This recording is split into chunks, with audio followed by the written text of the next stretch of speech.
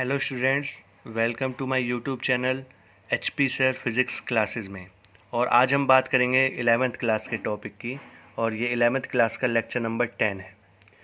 तो आज हम बात करेंगे, आपको लास्ट टाइम मैंने डायमेंशन के 3 यूजेस बताए थे, 3 एप्लीकेशंस बताई थी। तो उसमें से पहली एप्लीकेशन कन्वर्ट करनी होती थी हमें यूनिट को एक यूनिट से दूसरी यूनिट में, यानी यूनिट आपकी दो ही मोस्ट इंपोर्टेंट होती हैं, SI और CGS। तो कन्वर्ट 1 जूल इनटू अर्ग, ये जो जूल है ये SI यूनिट है और अर्ग जो है वो CGS यूनिट है, और किसकी? वर्क की। तो 1 जूल को आपको कन्वर्ट करना है अर्ग में। जूल यानी SI यूनिट, अर्ग यानी CGS यूनिट। तो joule is the SI unit of energy and erg is the CGS unit of energy.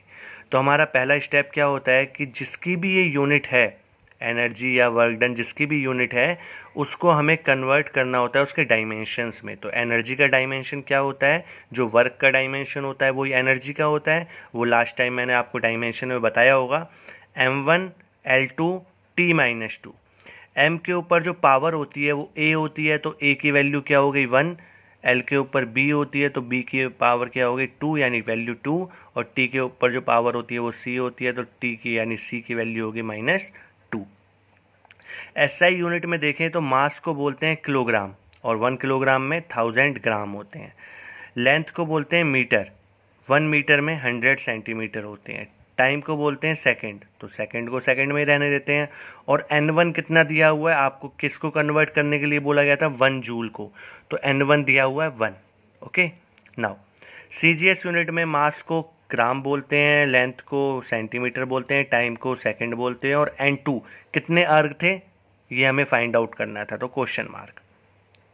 Formula last time मैंने आपको बताया था, N2 इक्वल होता है N1, M1 अपॉन M2 की power A, L1 upon L2 की power B और T1 upon T2 की पावर C।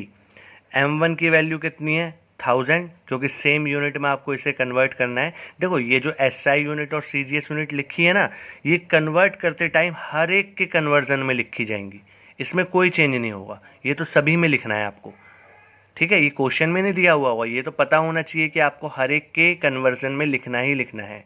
ये फार्मूला सभी में लिखना है, ये वैल्यूज सभी में पुट करनी है, ये जो मैंने पुट की हैं। लेकिन आपको फाइंड आउट क्या करना होगा? A, B और C की वैल्यू। तो A की वैल्यू 1 फाइंड आउट की थी, B की वैल्यू 2 और C की वैल्यू -2। तो 1000 की पावर 1, तो ये 1000 ही रह जाएगा। और 1000 को क्या बोलेंगे? कितने ज़ीरो हैं? 1 2 3, तो 10 की पावर 3। 100 की पावर 2, तो 100 को कितना बोलते हैं? 10 की पावर 2, और उसकी पावर 2 और है तो कितना हो जाएगा? 4। और 1 की पावर कितना भी कर लो 1 ही होता है, तो लिखने की ज़रूरत नहीं है, 1 से मल्टीप्लाई करोगे तो सेम टर्म आएगी। 10 की पावर 3 इंटू 10 की पावर 4, अगर दोनों को मल्टीप्लाई करें तो पावर हमेशा ऐड होती है, तो 3 और 4 कितना होगा? 7, तो 10 की पावर 7।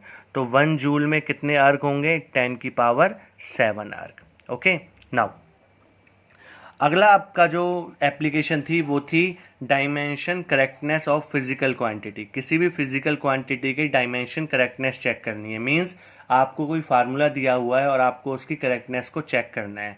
जैसे फार्मूला दिया हुआ है S = UT + ½ AT²। तो इसमें हर एक की जो आपका कॉम्बिनेशन दिया हुआ है, हर एक का जो डायमेंशन है वो सेम आना चाहिए। जैसे S का जो डायमेंशन आएगा वही UT का आना चाहिए, वही ½ AT² का आएगा, तब तो ये फार्मूला करेक्ट है। लेकिन अगर अलग अलग आया तो फार्मूला करेक्ट नहीं होगा। तो इसको हम 3 पार्ट बोल दिया, S को हमने फर्स्ट पार्ट, UT को सेकंड पार्ट और ½ AT² को थर्ड पार्ट इसे बोल दिया। तो फर्स्ट पार्ट S मतलब क्या होता है? डिस्टेंस। डिस्टेंस की यूनिट क्या होती है? मीटर।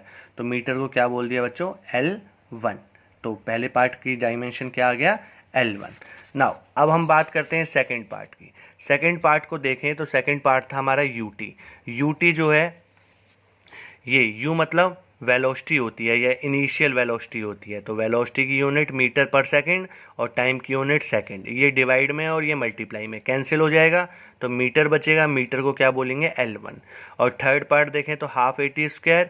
A मतलब एक्सेलरेशन, हाफ की तो कोई यूनिट होगी नहीं क्योंकि ये तो नंबर है, तो A की यूनिट मीटर पर सेकंड स्क्वायर। और आगे देखें तो ये हो गया सेकंड स्क्वायर। सेकंड स्क्वायर से सेकंड स्क्वायर कैंसिल हो जाएगा, मीटर बचेगा, और ये आपका हो गया L1। तो इस तरीके से आपके तीनों के जो तीनों पार्ट हैं उनका जो डायमेंशन है वो क्या है? सेम। तो all the parts are equal, so the formula is correct. Next अगला जो था उसमें हमें डिड्यूस करना था रिलेशन अमंग फिजिकल क्वांटिटी। जितनी भी फिजिकल क्वांटिटी होती हैं उससे हमें फार्मूला ड्राइव करना था। फार्मूला ड्राइव करना मतलब फार्मूला बनाना था, क्योंकि फार्मूला हमें पता होता है हर एक का, लेकिन वो बनते कैसे हैं वो हमें देखना है। हमें सबसे पहले यहाँ पर सेंट्रीपिटल फोर्स का फार्मूला देख लेते हैं। तो सेंट्रीपिटल फोर्स क्या होती है? एक ऐसी फोर्स जो किसी भी पार्टिकल को रोटेट कराती है। जैसे अर्थ हमारी रोटेट हो रही है, किस फोर्स की वजह से? सेंट्रीपिटल फोर्स की वजह से। तो F is depend, centripetal force जो होती है वो डिपेंड करती है मास पे, वेलोसिटी पे और रेडियस पे। ये आपको दिया हुआ होगा किस किस पर डिपेंड करती है, मास, वेलोसिटी और रेडियस। तो फोर्स को आपको डायरेक्टली और प्रोपोर्शनल रखना है। मास कितना पावर होगा ये नहीं पता, तो मास की पावर ए, वेलोसिटी की पावर क्या मान ली हमने बी, और रेडियस की पावर क्या मान ली सी। जरूरी नहीं आप ए बी सी मानो, आप एक्स वाई जेड कुछ भी मान सकते हो। तो डायरेक्टली और प्रोपोर्शनल को हटाने के लिए हमने कांस्टेंट क्या लगा दिया? के। तो एफ इक्वल्स टू हो गया के, मास की पावर ए, वेलोसिटी की पावर बी, रेडियस की पावर सी। यानी जितनी भी टर्म होंगी उनकी पावर को अलग अलग ही रखना है आपको। ये इक्वेशन फर्स्ट हो गई, वेयर के इज द कांस्टेंट। फोर्स का डायमेंशन क्या होता है? लास्ट टाइम आप कर चुके हो, m1 l1 t-2, mass into acceleration, m1 l1 t-2। के कांस्टेंट है, इसको इसी तरीके से छोड़ देंगे। मास यानी m1 a की पावर है, इसकी power a। Velocity l1 t-1, velocity का डायमेंशन l1 t-1 होता है, इसकी पावर कितनी दी हुई है? b। और रेडियस यानी मीटर, इसकी पावर कितनी दी हुई है? 1, यानी l1 की पावर c। अब पावर, मास की पावर 1 में मल्टीप्लाई, यानी a में को 1 में मल्टीप्लाई करोगे तो a ही आएगा। लेंथ की पावर b है और c भी है, तो क्या हो जाएगा? b प्लस सी, क्योंकि मल्टीप्लाई में पावर ऐड हो जाती हैं। और टाइम की पावर क्या हो जाएगी? Minus b। तो इस तरीके से हमारे मास की पावर a, लेंथ की पावर b प्लस सी और टाइम की पावर माइनस b आ गई। आगे देखें, कंपेयर करें दोनों साइड्स को। तो कंपेयर करने पे हमें पता लगेगा कि a यानी मास को मास से कंपेयर करोगे तो a की वैल्यू कितनी हो जाएगी? 1। लेंथ को लेंथ से कंपेयर करोगे तो b प्लस सी की वैल्यू क्या हो जाएगी? 1। और टाइम को टाइम से कंपेयर करोगे तो माइनस b की वैल्यू क्या हो जाएगी? -2। यानी माइनस से माइनस कैंसिल हो जाएगा, तो b की वैल्यू क्या हो जाएगी? 2। तो सभी की वैल्यू मैंने यहाँ पर रख दी। a की वैल्यू पता लग गई, b की वैल्यू पता लग गई, b की वैल्यू पुट कर दी इसमें इक्वेशन में। तो 2 प्लस सी इक्वल्स टू 1। 2 उधर जाएगा, माइनस का हो जाएगा, तो 1 में से -2 को करोगे तो -1 बचेगा। तो c की वैल्यू क्या आ गई? -1। इन तीनों वैल्यूज़ को यानी a, b और c की वैल्यू को पुट कर दिया इक्वेशन फर्स्ट में। तो f इक्वल आ गया k, m की पावर a कितना है? 1, तो पावर में 1 लिखना ज़रूरी नहीं है। v की पावर b की वैल्यू कितनी है? 2। और r की पावर c -1, r की पावर -1। तो f इक्वल्स, जिसकी पावर माइनस में होती है वो डिवाइड में आ जाता है, तो k mv² अपॉन में r।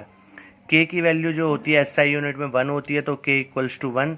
तो f इक्वल्स टू आ गया mv² अपॉन में r। तो इस तरीके से हम कोई भी फार्मूला ड्राइव कर सकते हैं। आगे और भी फार्मूले ड्राइव करके बताए जाएंगे आपको। आप फिलहाल इन्हीं फार्मूलों को ड्राइव अच्छी तरीके से करें, या एक दो अपनी तरफ से भी फार्मूला ले सकते हैं और ट्राई करें। और तीनों मेथड से कम एक एक क्वेश्चन आप मुझे करके दिखाएं। और आप जितना ट्राई करोगे उतना अच्छा आप कर पाओगे। अगर नहीं करोगे ट्राई तो कर भी नहीं पाओगे। तो इसीलिए मेहनत करें। Thank you students.